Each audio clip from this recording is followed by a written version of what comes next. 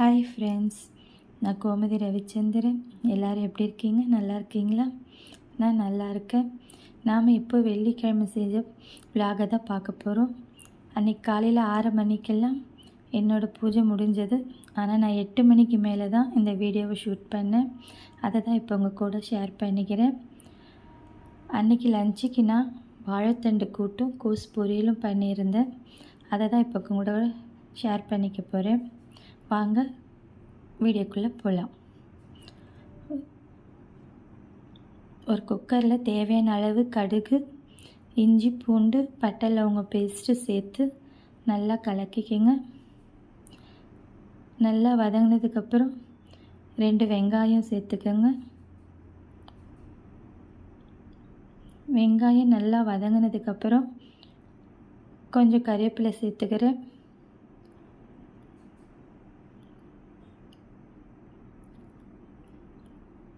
இப்போ 2 தக்காளி அரிஞ்சு வச்சுருக்கேன், அதையும் இதில் சேர்த்துக்கிறேன். வெங்காயம் தக்காளி நல்லா வதங்கினதுக்கப்புறம்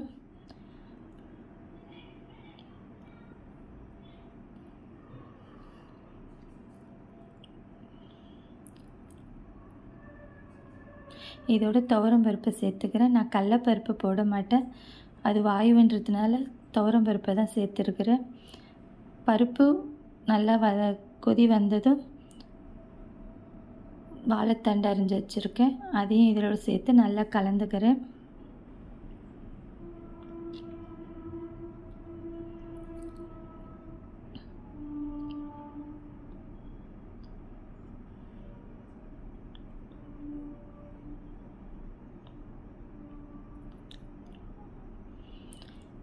வாழைத்தண்டு வதங்கிறதுக்காக 2 ஸ்பூன் மிளகாத்தூள், 2 ஸ்பூன் உப்பு, கொஞ்சம் தண்ணி விட்டு நல்லா கலக்கி விட்டுக்கிறேன்.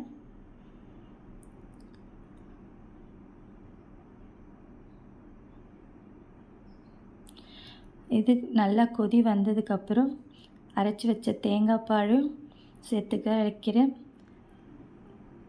தேங்காய் பால் ஊற்றுனதும் கொஞ்சம் சோம்பு, கொத்தமல்லி தழையை போட்டு 3 விசில் விட்டு இறக்கிக்கினா வாழைத்தண்டு கூட்டு ரெடி.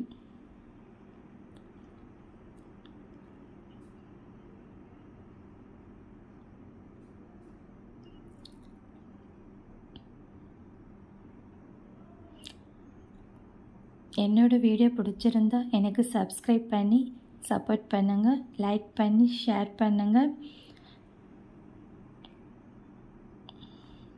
இப்போது கோஸ் கூட் பொரியல் செய்வது எப்படின்னு பார்க்கலாம்.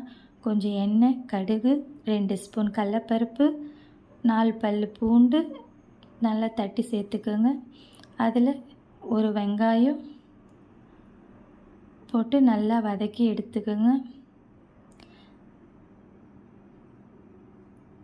வெங்காயம் நல்லா வதங்கினதும் கறிவேப்பிலை கொஞ்சம் சேர்த்துக்கோங்க. வெங்காயம் வதங்கினதுக்கப்புறம் கறிவேப்பிலை சேர்த்துனா கறிவேப்பிலை எப்பயும் பச்சையாகவே இருக்கும், கருகாது.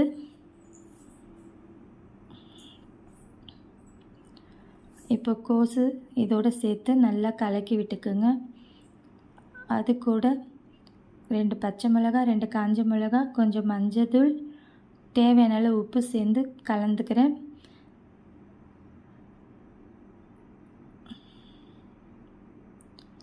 நான் எண்ணெயில் மிளகா போட மறந்துட்டு அதனால் கடைசியாக சேர்த்துக்கிறேன். நீங்கள் காஞ்ச மிளகாவை எண்ணெயிலே போட்டு வதக்கி எடுத்துக்கோங்க, நல்லா மணமாக இருக்கும். தேவையான அளவு கொஞ்சமாக தண்ணி விட்டு நல்லா கலக்கி எடுத்துக்கிட்டால் கோஸ் கூட்டு ரெடி. Thank you friends.